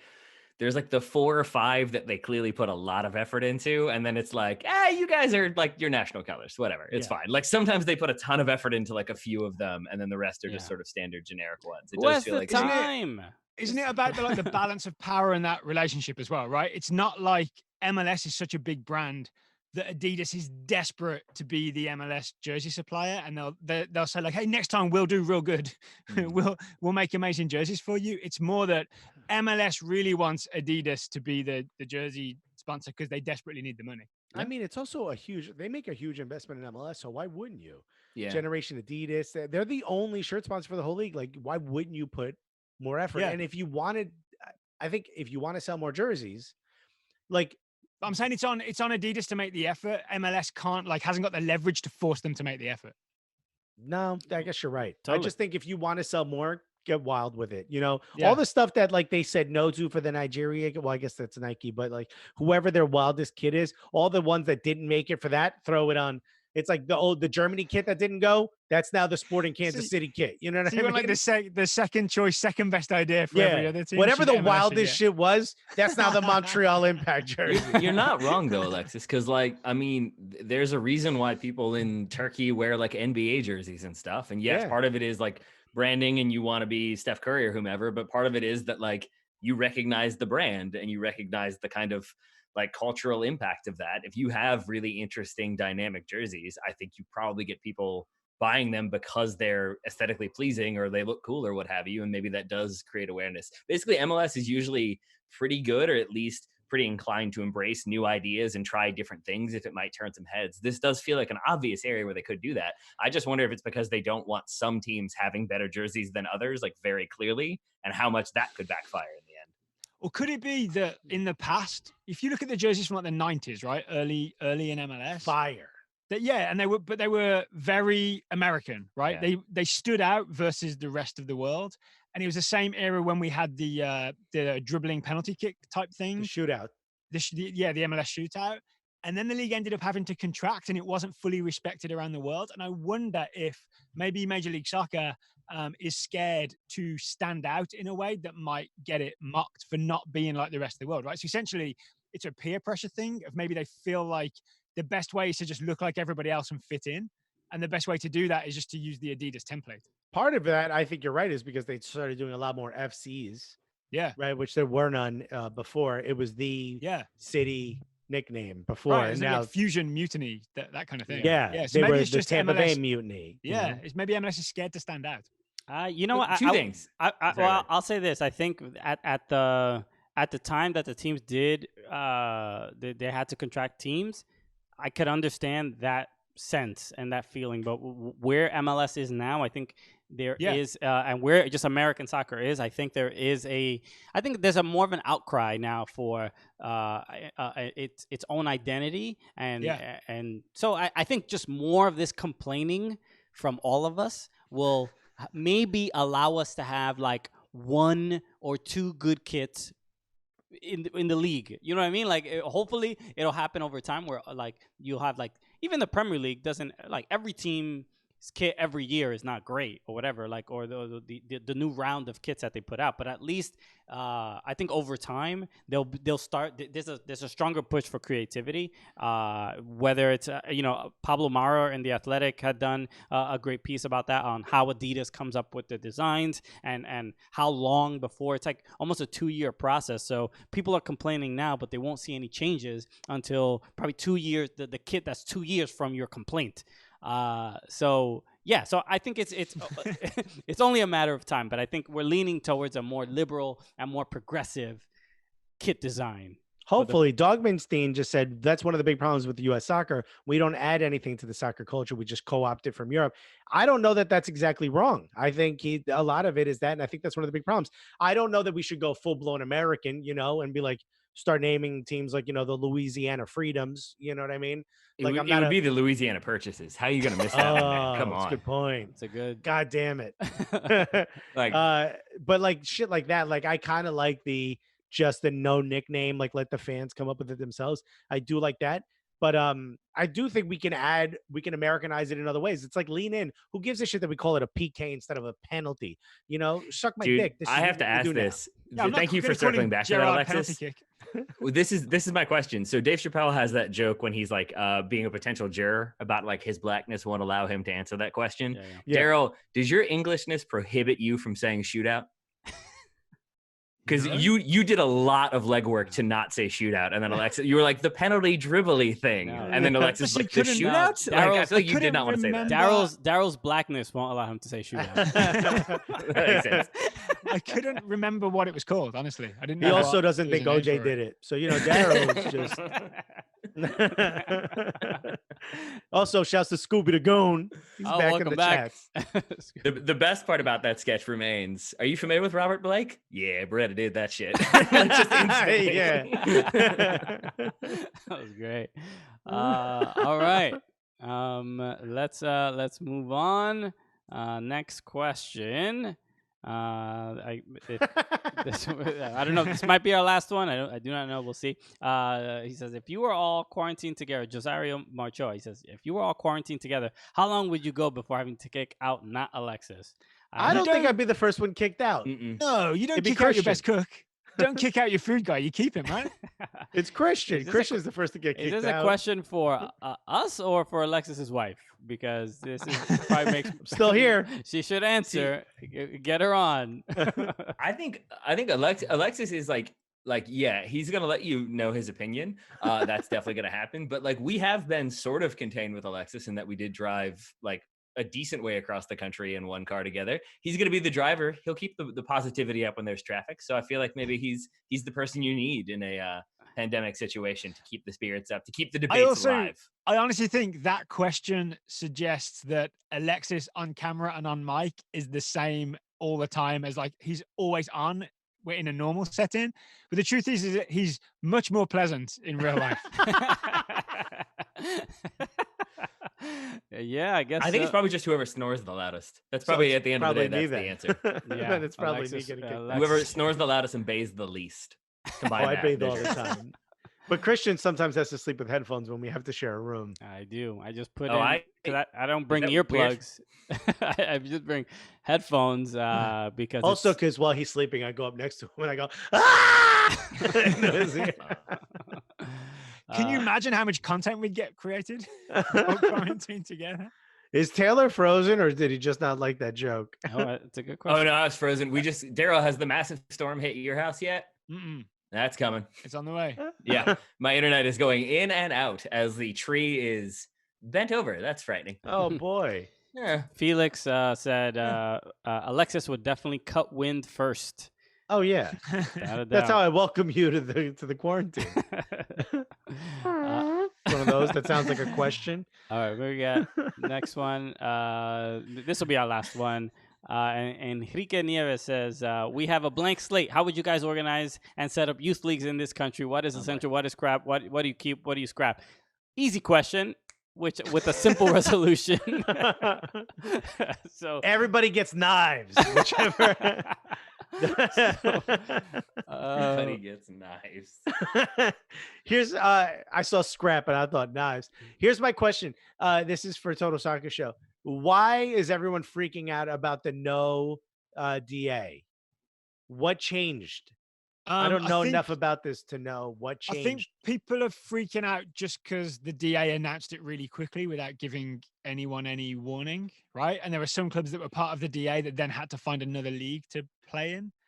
And then there's also, even though there were all these downsides of like US soccer, the DA, would like demand certain things from the top, and a lot of those decisions weren't popular, and leagues weren't consulted Like about them, it. they couldn't play in high school teams. Yes, things like that. Yeah. They also provided some funding, right? So it's a source of funding that administers the whole thing has also been pulled. So that's why people are freaking out a little bit. And it's also just this weird thing of like, there's a lot of different leagues, right, that are involved. And US soccer was theoretically the thing on top that pulls everything together. It was supposed to be like the daddy, but it's like, Yeah. it's like daddy just went, you know what? I'm leaving. I'm taking all my money. You kids figure this out. I think that's like I agree, and that is well put, Daryl. I would extend it to like, if you imagine a group of people, like maybe we've got like 50 people all trying to come up with a consensus plan for like what route to take to get somewhere, and everybody's kind of arguing, and then everybody sort of agrees like, okay, this person is the one who's actually like with the biggest van or whatever, we're going to do what they want, they have the plan, and then like 2 miles into the journey they're like, never mind, this isn't the right plan. I think it's that sort of like, I think there was an acceptance that the DA, if nothing else, is a like stable structure that is going to get kids up to a level where maybe they're playing in MLS or playing in USL. And it felt like, okay, at least it's something that seems to be like operational and well structured, and that it then immediately kind of collapsed and people pulled out of it, I think is like, whoa, okay, so we're not, it goes back to the Kuva question of like, it's why I still feel uncertainty about the state of soccer in this country, is just that like, it feels like some stuff that was progress has instead sort of gone backwards, and that feels like another example of things sort of going backwards. I've heard lots of interviews with youth coaches and like directors who feel like it might be a positive in the long run. Yeah. Because a lot of the stuff that the DA put in place like will still be followed, and they change the like people's outlook on how youth soccer should be run. But then the like MLS academies and other academies can take the best of that, but also then be free to make their own decisions within it. For example, they can play more foreign teams and have exposure and travel to tournaments to play against like Real Madrid's youth teams and all that, because they're not like shackled by the DA structure. That you might end up with a best of both worlds kind of situation where you get the freedom of not being run by the DA, but all the things the DA put in place will be sort of helpful in the long run. I'll say this: I was on MLS did a media call with the pretty much as soon as they announced this new MLS Elite Development System. Yeah, I was on this media call. The league name that's so long you can't even do an acronym. But I was on this call and I did it out of I was like, oh, I got the email. Let me see what this is all about. And there were a lot of serious journalists asking serious questions. I took the time to listen because I didn't want to embarrass myself with a question. But the one interesting part that I got, and I forgot the guy's name, the guy who's like leading this new project for MLS, and the main thing, and this is how I know I'm very much like not a journalist, because I was so sold on everything he was saying about the vision of what American soccer will look like in just a couple of years. Because he really, and he was I think, where was he from? I think it was Dutch, and he was just like, we need to have a system similar to, the Netherlands and England, and there are countries that don't necessarily have the greatest soccer leagues in the world, but can still create a lot of talent. Obviously, in Holland, they don't. You're not watching the league very often, but when it comes to the kind of talent, the players that leagues, So that was kind of the vision he was putting out. Like all of a sudden, instead of, it's about like nurturing talent, creating that talent, and it sounds like I don't know what was wrong with the DA, and they didn't say that. They just pretty much said that this was going to be like a more centralized version of it. Whether that's good or bad, I don't know. I mean, we've heard from parents that had children in the DA, and they were like, this. Now we don't know what to do. So the people, they're like lost, and they have to like adjust quickly. So that part of it definitely sucks. Yeah.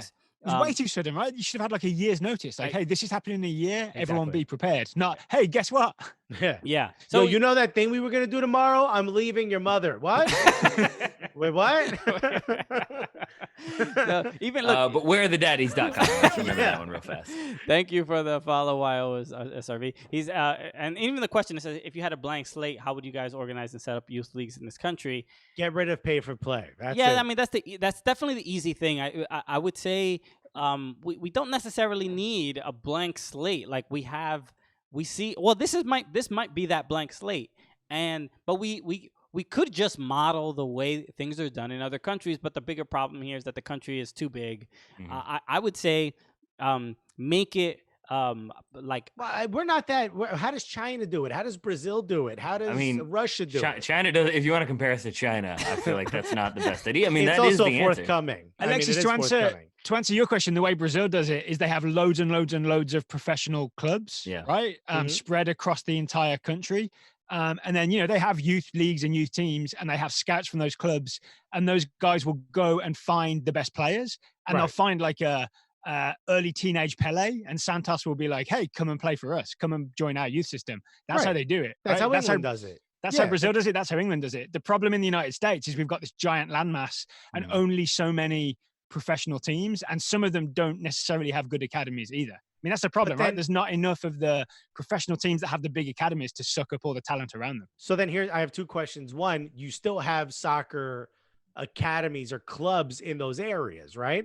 And if there's some incredible kid in Montana where there's no professional MLS team or USL team, it always team, ends up being Montana. I don't know time why. it's Montana. I don't know why. It really is. We want South a soccer Dakota. star from Montana. Alexis, I'm not making fun of you. It really is. Like Travis Clark, who we did Top Drawer with, like he used to get in trouble for that all the time. Montana was his go-to, and it's mine as well. Whenever I think of a state, it just seems like there's nothing but moose there, But maybe there's some young moose who's really good at headers. Sorry, where were you going? Where were you going with that question? There's got to be, if there's a bunch of kids that want to play soccer in Montana, there's some form of club or academy where they do that at. And if a kid is really good and they find some hidden gem, an MLS Who's club they? that team, Montana United, right? Yeah. Whatever they exist, but they have to have pay to play. That's the problem. Right. But hold on a second. What if it's just a group? Forget pay to play. If there's a system, if there's a kid that is found at a club that is not associated with a professional club is going to want to hear about that kid, whether that coach has a contact or they let it be known or from a tournament or something. That kid's going to want to be purchased by a professional team. So there, we can still do those things without the professional clubs there, because people still play, even if it's high schools, people still play soccer. You know what I mean? Soccer is still played in this country. But here's the thing. Listen, people play soccer. Yeah, listen. There's not enough big professional teams to take up all that talent. That's the thing, right? So there might be a really talented kid in Montana, but if you're FC Dallas, there's already enough talented Texans around you to trying to get into your academy. Why are you going to go all the way to Montana? You know what I'm saying? Because there's markets that are. But also there's markets that aren't big enough. Columbus is not that big of a market.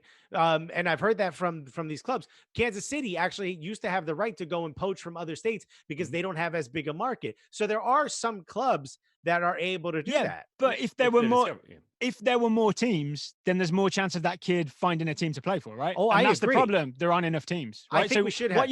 What you're saying is theoretically possible. It just becomes unlikely because there aren't enough teams to do it. But is it more likely now that this DA is broken apart? And my second question for you is pay for play more likely to go away because the DA went away? No, I don't think not. So. I mean, the only thing that makes pay for play go away is having professional teams that will just fund the whole thing, right? Or if we go back to what I said, we give all the kids knives. The only thing I'll say to that, like, maybe blends it, is just that, like, with the sort of way some of the court decisions went, like, there is the argument of training compensation, and that if you are like a club who in Montana and your player does get signed, if you get some of that money back, that does allow you to ease maybe some of the pay to play, or you can finance that way, and then you can become like a development club that sells on your players. But you still have to have the connections and the resources. And I mean, think about it, Alexis, like, how many people do you get saying to you, like, oh man, I'm a really good comic, I'm going to be a really good comedian, can you hook me up with a set? Like, it's the same thing as if you're like, oh, I've got this midfielder on my team, how many teams are going to be like, great, so does every other person who contacts me. Like, that's where I think the DA was supposed to work, and sort of streamlining the system so everybody, theoretically, the top talents end up getting funneled to those top teams. Because the MLS they should have bringer clubs where you have have a youth team and the players don't pay fees to get the training, but when you play the games, you have to bring your cousins and your friends, and it's $10 to get in for everybody. There we go. The Bringer Academy. Look, but we BA. had a comment from Dogmacy. He said, "Pay for play will only go away if clubs can sell people upwards." And I was gonna make this point as well: is that there's no money. It's money. There's no money in getting in identifying talent.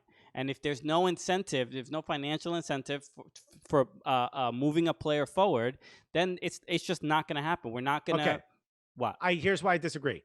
Christian Pulisic, which somebody said came from the middle of nowhere, Hershey, Pennsylvania. Yes, had 2 professional soccer players, or one very good collegiate and 1 professional soccer player's parents, which certainly helped. What would you guess? Christian Pulisic's talent is 1 out of what? 1 out of 100, 1 out of 1,000, 1 out of 100,000, or 1 out of 1,000,000, 1 out of 10 million. What would your guess be based on his talent? 1 out of 100,000, let's say. You think 1 out of 100,000 kids have Christian Pulisic level talent? I'm not saying. Hopefully, my tone should not have been. A million. I don't know. Whatever. Is he the best player on the national team? No. So just Christian Pulisic as you know him. His talent level is what? 1 out of 1,000,000, 1 out of 10 No, million? I'm answering your question. I'm saying if you think he's the best player on the national team, which I think there's a good argument to be made, well, then he is the top of however many people play soccer in this country. Like, okay, I think it's way. Forget Pulisic. Let's say Weston McKennie. Okay. Weston McKennie is 1 out of 10 million. I would say. Maybe. Where are we going with this, though? Yeah. Listen to me. Just what would your guess be? I'll tell you where it's going. See, Alexis, this is the thing. We're not just being defensive. This is the Alexis way of arguing that leads you down the path. I'm not leading you you down the committed path. to this number. I'm actually I'm trying to see what you think so I could sort of map it out in my head if I'm where my head's at. I'm not trying to say that I'm right. I want to know what you this is hypothetical. Yeah. I don't have a right number in my head. You tell us, just guess at the number and then tell us where you're going with this. My idea is if he's 1 out of 10 million and there's 300 million people in this country. Well, I mean, I guess we'd have to figure out kids, right? How many kids there are. Yeah, some of them are like 75-year-olds. Yeah. I'm a fat guy with a beard. I'm counting kids, everyone. It's not going to happen. But my thing is, if there's 300,000, then my thought is, all right, well, then there's X amount of kids that have a Weston McKennie level talent that can be found. You know what I mean? And then you can go down from there and figure out how many children. My theory is that there's a lot of kids. Wait, hold on. No, I'm not conceding that. What do you like? Because I feel like you're coming at this from like a Football Manager FIFA perspective of like all of their attributes are listed, and then you can see like how are you going to find all these kids if they're in random states and random parts. To me, it's just taking a sample and spreading that out across. It's an average. You might be wrong, you might be right, but what I'm saying is, if we can safely assume. Weston McKennie is a 1 out of 10 million, and there's 300 million. That means X amount of people have Weston McKennie level of skill. Then, and they're spread across the country, or like a Christian Pulisic, are in areas that weren't easy to find, but maybe don't have access to parents that play professional soccer. Then there should be enough people that could sell at a high level to European teams where we would make that money back. You get what I'm saying? I'm just trying to do the math in my head. Yeah, but it's not just a simple law of like averages or math. It's there's so much. Other factors. Everything is statistics. I'm just saying, but the level of Christian Pulisic did not receive the coaching to become Christian Pulisic that we know today in the United States. He got that in Germany. No, but remember, he made that Players Tribune article where he said a lot of kids were better than him that slipped through the cracks. So there are other ones out there. Not everyone has to have a parent that played professional soccer in order to make it. No, but I think what you're like the kind of theoretical system you're advocating, what it lends itself to is a specific type of player. It will be like, oh, a player who can do this, this, and this. What it doesn't lend itself to is, are you small? Well, then, sorry, we only want big guys. Or do you have this ability? And I think that's where, like the system that you have in other countries, where you can scout for the thing you're looking for. If you're Barcelona, you're looking for just people who can possess the ball, who have technical ability. So even there's still like the kind of the lack of specificity that I think you need in order to be able to consistently develop the type of talents you're talking about. I think I've lost the thread of exactly what we're talking about here. Alexis, are you arguing that there's enough talent in the country that we can sell on that's enough to then fund all the academies? Yes. At least that's what my theory was. That's why I started asking you guys.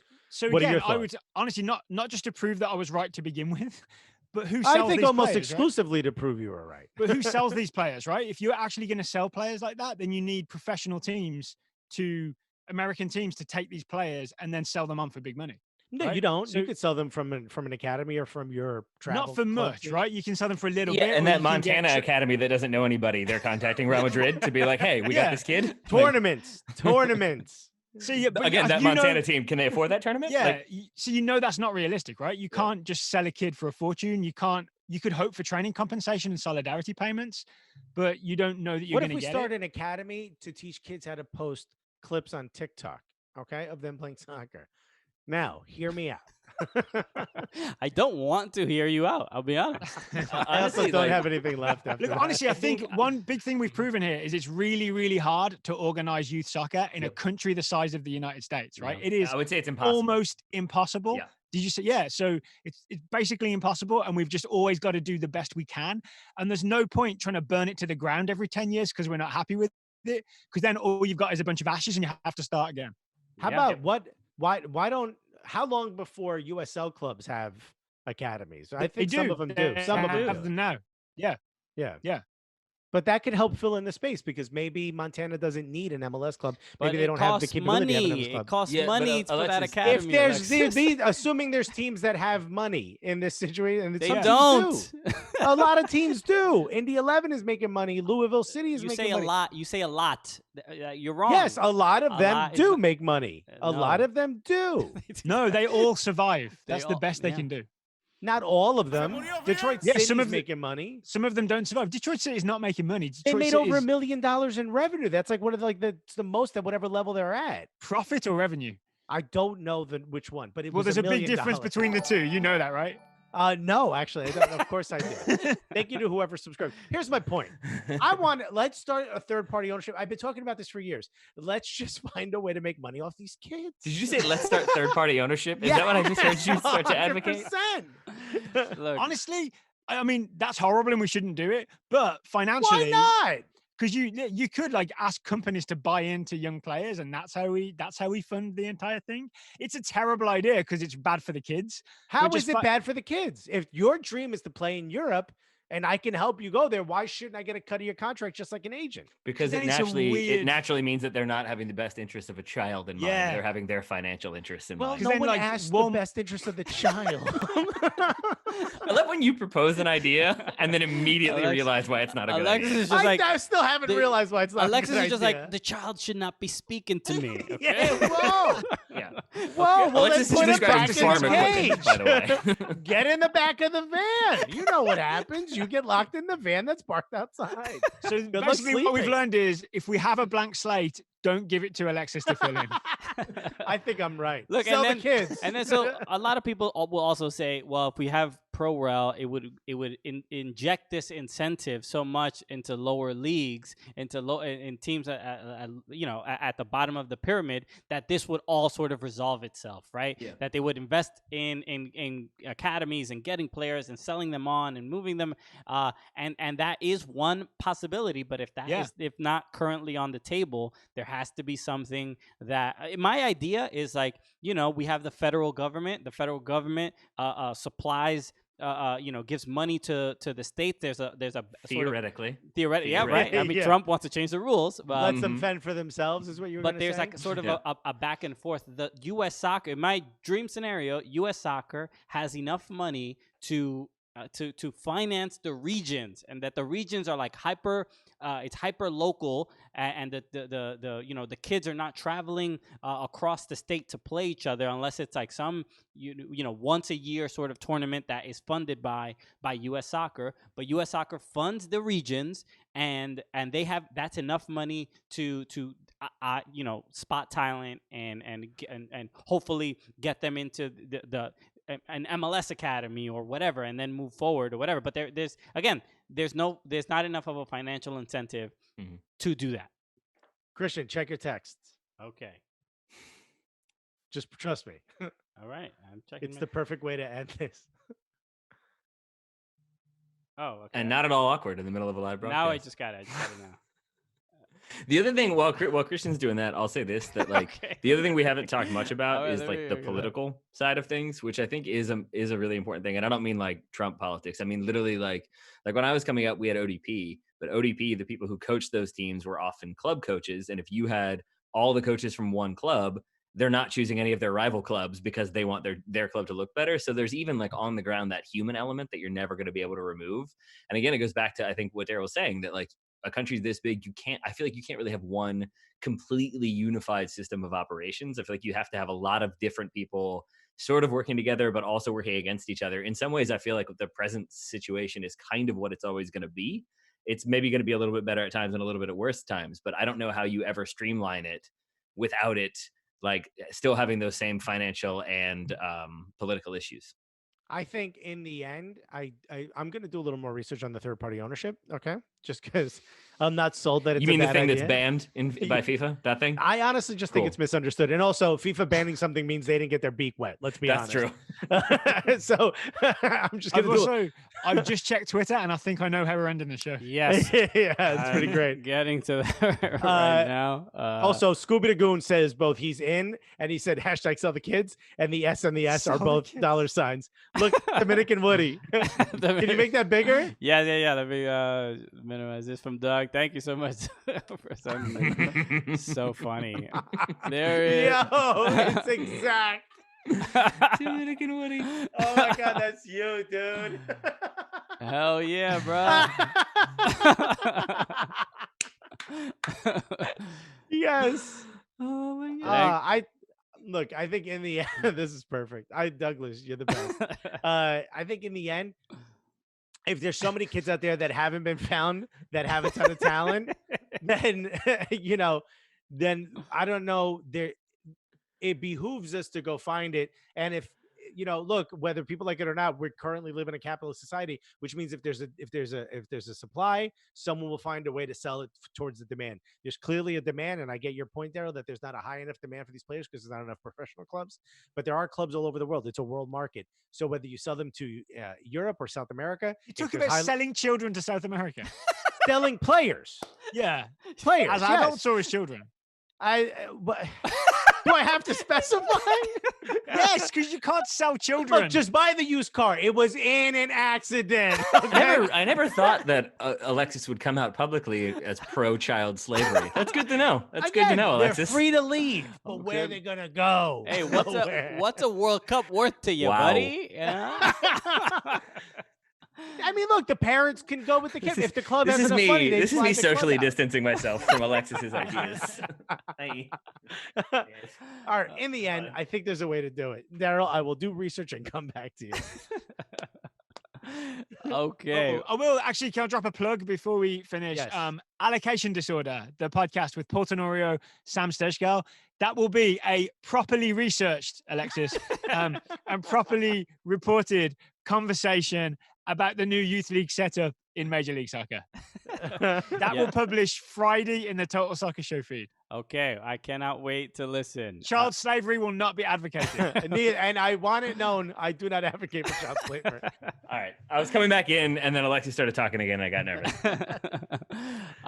Well, thank you guys for joining us and doing Why this. do we always end up yelling at Alexis? Because I share my ideas.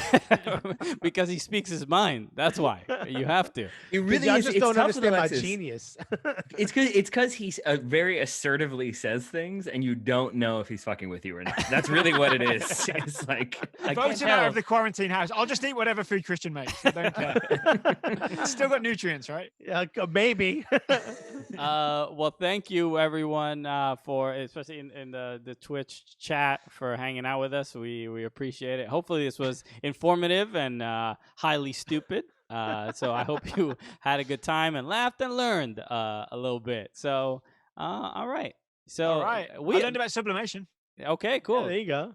It's so fun, Daryl. Your hair got a little something. It looked like you've been through a lot. You know? It's a little tousled right now.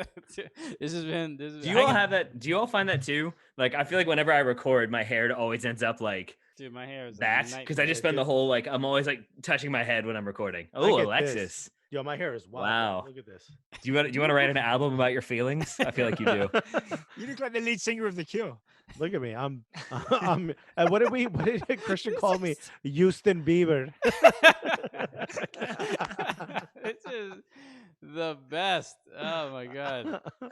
Somebody make a clip of that, please. That's so Please funny. don't. It's so funny. Houston Bieber. Houston.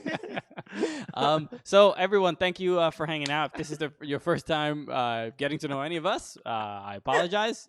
But yes, make sure you check out Total Soccer Show. Subscribe to their podcast and their series of podcasts. Subscribe to all 7 of their podcasts. No, they do amazing work. If you want to know anything about American soccer or soccer in general, Total Soccer Show is for you. So make sure to Dogmanstein says, "Is there a schedule for when you stream?" Yeah, when we say so. Okay, so we haven't sorted that out yet because we're very busy. But I know the next time we will be streaming, Alexis and I will be on Friday for the Berlin Derby. We're gonna be second screening it. We had a lot of fun last week with. If you guys want to hop on for that, let us know. Total Soccer Show. They do not. I think I'm. Oh, they do. Yeah. Yeah. No, man. So that's the next time we're gonna be on. But we'll figure out. This is also very. Someone clipped it and they called it Cuban Justin Bieber. For fuck's sake. Stop it. Oh, Houston Bieber. Yeah. So it's been. This is. Props to people who are on Twitch and are on like. It's exhausting doing this, Yes, it is. It's a lot. It's different, doing a podcast for an hour is different than doing this for nearly 2. Yeah. So it takes a lot of energy. So we'll space it out so we can. When are you all going to do your 24-hour live marathon broadcast? I'm ready for that. When we start getting that athletic money. There you go. Actually, I just our subscription to The Athletic just renewed yesterday. So Our subscription? We share one. we share Cooligans. one. The Cooligans LLC. Guys, we're never going to make that money that way. I need each of you to get one for you and one for your spouse. Well, listen, we're being fair. Use the TSS promo code, by the way, please. I read the headline and Christian reads the article. So really, it's like we're sharing it. That should be the description for the Cooligans. That really should be. All right, everybody. So thank you for hanging out with us. Another Twitch stream in the books. We did it. Bye, guys. We love you. Yeah, subscribe. Subscribe. Thank you for following. All right, let's end the show the way we always do. For Daryl Grove, for Taylor Rockwell, my name is Christian Polanco. I'm Alexis Guerreros. And together, what are we? The Cooligans! Houston Bieber. I was quiet. It's the Cooligans.